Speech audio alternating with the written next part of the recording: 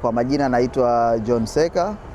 Mimi ni wakili kiongozi kwenye shauri linalowahusisha wateja wangu watatu ambao ni Kulwa Maduhu, Paul Kisabo na Nation Mkungu, ambao ni mawakili wanaoshtaki kamishna mkuu wa magereza, afisa mkuu wa gereza la Ukonga, mwanasheria mkuu wa serikali na wakili Tundu Lissu.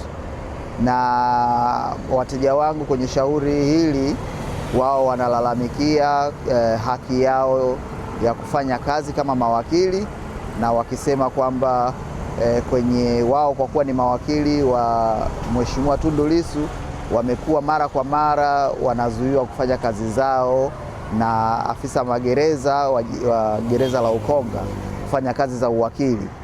Na malalamiko yao makuu ni kwamba wanapokwenda kumtembelea Lissu, kwa mujibu wa kanuni na sheria za magereza, anatakiwa anapotembelewa na wakili wake basi maongezi anayofanya yafanyike kwa faragha.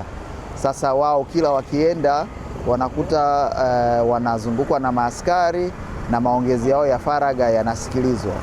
Sasa leo tulikuja mahakamani kwenye mwendelezo wa shauri hilo na lalamiko hilo, na leo ilikuwa ni fursa ya Mheshimiwa Tundu Lissu kuwahoji wateja wangu. Na leo ameanza na mteja wangu anaitwa Kulwa Maduhu ambaye ni huyu. Kwa hiyo mahojiano ya leo au madodoso ya leo yalikuwa ni yeye Maduhu kuhojiwa na kueleza mazingira ambayo anakutana nayo anapokuwa mahakamani, na ameeleza kwa kinagaubaga changamoto ambazo anakutana nazo anapokuwa anakwenda kumtembelea Mheshimiwa Lissu gerezani. Ameeleza kwamba akienda kule mara ya kwanza alikuwa anaruhusiwa, lakini mara ya pili ya kwanza, ya pili na ya tatu aliruhusiwa, lakini baada ya hapo, hasa baada ya kuletwa mkuu mpya wa magereza Ukonga, akawa haruhusiwi tena kuingia kumwona Mheshimiwa Tundu Lissu. Kwa hiyo kulikuwa na maswali mbalimbali ya dodoso kueleza sababu, na imekuja kubainika ingawa si dhahiri sana kwamba hakuna sababu yoyote ya msingi ya kumzuia other than hali yake ina uhalisia wake kama mtu mwenye changamoto ya ualbino. Kwa hiyo hilo nalo limejitokeza wazi, kwa sababu tumejaribu wakati Lissu anamdodosa ajue sababu hasa ni ipi, na yeye hajawahi kuambiwa sababu ya aina yoyote. Kila anapouliza hapewi majibu kwa nini haruhusiwi kumwona Lissu, wakati inafahamika kutokana na nyaraka za mahakama ya Kisutu, kutokana na nyaraka za Mahakama Kuu ya Tanzania kwamba yeye ni wakili wa Tundu Lissu na anafahamika. Kwa hiyo kukosekana kwa sababu zozote za msingi za kisheria imetupelekea kuamini kwamba pengine sababu pekee iliyopo ni sababu tu ya ubaguzi wa hali ya mtu, na kama hivyo ndivyo tumeiambia mahakama hilo jambo. Tunatarajia kwamba mahakama labda itasema kitu, kwa sababu moja ya malalamiko makubwa ni kwamba kuna ubaguzi wa kimkakati wa mawakili wa Tundu Lissu ukilinganisha na mawakili wengine. Kwenye rekodi ambazo maafisa wa magereza wamezileta mahakamani, inaonekana ukiacha mawakili wa Tundu Lissu, wako mawakili wengine ambao wanakuja kutembelea magereza, lakini pia wako maafisa mbalimbali wa serikali ambao nao wanakuja kutembelea magereza. Lakini ukiangalia zile maoni au mtazamo wa maafisa wa magereza, unaona wakifika kwenye mawakili wa Tundu Lissu wanakuwa na maelezo ya ziada, wanatoa maelekezo ya sehemu mbalimbali ambazo zimezoeleka za kufanyia mahojiano na wakili. Kwa hiyo labda wasema wao mahojiano haya yafanyike ofisini au mahojiano haya yafanyike kwenye vyumba ambavyo si vya kawaida au kwenye maofisi. Lakini ukiona wanapokuja maafisa kutoka serikali, maafisa kutoka ofisi ya maendesha mashtaka, inaonekana wazi kabisa kwamba wao wanaambiwa wapewe ushirikiano mzuri, wasindikizwe kwenye sehemu muafaka na mazingira ya namna hiyo. Lakini wanapokuja mawakili wa kawaida wanapoambiwa wahojiwe. Kwa hiyo kumekuwa na hiyo, ukiona kutoka kwenye nyaraka ni kama vile kuna ubaguzi unaofanyika kwa mawakili mbalimbali na hasa mawakili wa binafsi. Kwa hiyo hilo ni jambo ambalo tunalisimamia na ni jambo ambalo sasa hata wenzetu wa chama cha mawakili wa Tanganyika Law Society nao wameomba kujiunga na kesi hii ili waweze kwenda na kuangalia hiyo, je, hili changamoto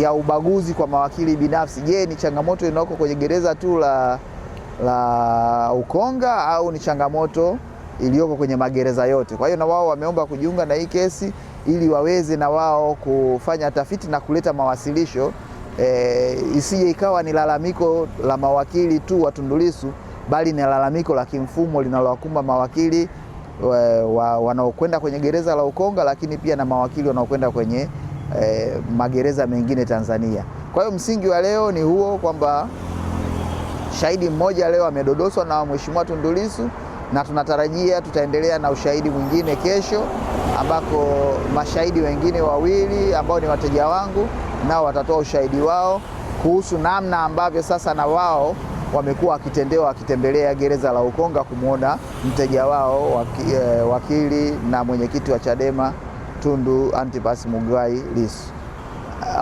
Jambo jingine ambalo limejitokeza leo ambalo pia ni kidogo limeshtua mawakili ni kitendo cha wenzetu wa mahakama kuzuia kufanyika kwa mazungumzo kwenye maeneo ya mahakama, na sisi tumelichukua hiyo kama changamoto. Tutaangalia ni namna gani tunaweza kulizungumzia na wenzetu wa mahakama, kuangalia ni namna gani haya mambo yanaenda. Si taratibu ya kawaida sana kuona mahakama inazungukwa na askari na watu kuzuiwa kuchukua habari. Tunaamini kwamba watu wana haki, hasa wanahabari wana haki ya kupata taarifa na kuwataarifu wananchi nini kinachoendelea, lakini leo tumekutana na changamoto ambayo ya mawakili kuzuiwa kuongea na waandishi wa habari na kutoa briefing nje ya jengo la mahakama. Kwa hiyo tumelazimika kutoa briefing hii baada ya nyie kutuomba taarifa kwenye eneo ambalo ni tofauti kabisa, nafikiri karibu na bahari, lakini tunaamini taarifa hii bado itawafikia wananchi. Lakini tunaamini kwamba pengine mahakama haikujielekeza sawa sawa. Tutajaribu kuongea nao, kuangalia na kupata mwafaka wa namna bora ambayo habari zinaweza kusambaa kwa nyinyi ambao mnapenda habari. Tunaamini aidha kama sio hivyo, basi mahakama sasa, kwa kuwa nao ina watu wao wa kitengo cha mawasiliano, kama hawapendi mawakili watoe taarifa, basi tutaamini kwamba maafisa kutoka kitengo cha mawasiliano cha mahakama kuu basi ndio watakuwa na jukumu hilo la kutoa taarifa ya nini kilichodili kwenye mahakama yao. Kwa hiyo naamini kwenye uhuru wa habari na uhuru wa kutoa habari ambayo ni jambo la kikatiba, halipaswi kuzuiwa na mahakama. Swali la msingi ni kwamba mahakama ina nguvu ya kikatiba ama kisheria ya kukataza press briefing hasa kwenye compound ya mahakama. Unajua mahakama kama alivyosema, watendaji wa mahakama ndio wamiliki wa majengo yao. Kwa hiyo kama mmiliki wa jengo anaweza akafanya hivyo. Sisi tunachosema ni kwamba hatutarajii kwamba mahakama iwe ni sehemu ya kutaka kuficha habari.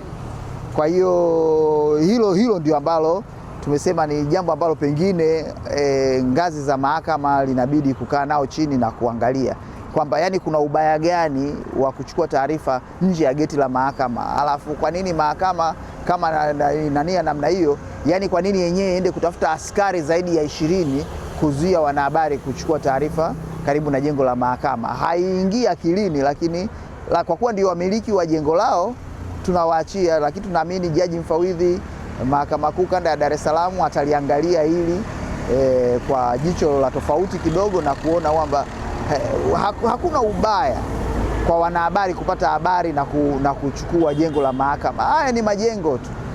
Power ya information ni muhimu zaidi.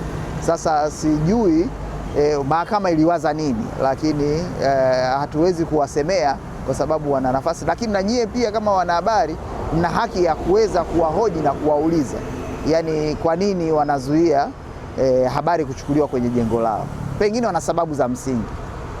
No, inawezekana kabisa Jaji Mkuu kwamba haya yanatokana na maelekezo ya Jaji Mkuu, na tunahitaji kwa kweli nafikiri Jaji Mkuu kutoa guidance, kwa sababu ambacho naamini Jaji Mkuu alimaanisha ni kwamba usitoe briefing ambayo ina prejudice kesi iliyoko mahakamani, lakini kueleza kile ambacho shahidi amekisema ni jambo la kawaida, na haya mambo dunia nzima wamekuwa watu wanarekodi mambo ya kwenye mahakama. Wakati mwingine mahakama inafanya matukio yaliyoko mahakamani live. Sasa kwenye taasisi kama mahakama ya kwetu ya Tanzania ambako mahakama haifanyi live broadcast, the only way ambapo mahakama inaweza, kama ni njia sahihi ambayo ya kutekeleza maamuzi ya Jaji Mkuu, ni wao mara baada tu ya kesi, labda kesi ambayo ni muhimu ambayo wananchi wangependa kuijua, wawe na afisa wao wa mahakama anayewapa briefing wanayoitaka wao kutolewa kuhusu nini ambacho kimejiri mahakamani. Lakini mimi sioni kosa lolote kwa mimi kama wakili kutoa taarifa ya nini kilichojiri mahakamani, kwa sababu nina haki ya kikatiba ya kutoa taarifa na haki hiyo ninaweza kuitekeleza kwa kuwa ni haki ya kikatiba. Na mimi naamini Jaji Mkuu amekuwa ni mmoja kati ya majaji tofauti sana, kwa kuwa yeye kila kwenye mahubiri yake au risala zake amekuwa akihubiri ukuu wa katiba ya Jamhuri ya Muungano wa Tanzania ambayo inaongelea kutoa taarifa. Kwa hiyo in the absence au pale ambapo mahakama yenyewe haitaki kutoa taarifa hiyo lazima itatolewa na watu wengine. Sasa kama watu wengine ni mawakili, sijaona tatizo lolote. Kwa hiyo kama kuna namna ambayo pengine Jaji Mkuu na wenzetu wa mahakama wangependa taarifa hizi zitolewe ili ziwe bora zaidi, kwa maana ya nani, basi naamini Jaji Mkuu atatoa maelekezo ya tunaita judicial guideline au maelekezo ya kimahakama ya namna gani mawakili watoe taarifa. Lakini kusema kabisa mawakili wasitoe taarifa sidhani kama ni sahihi sana.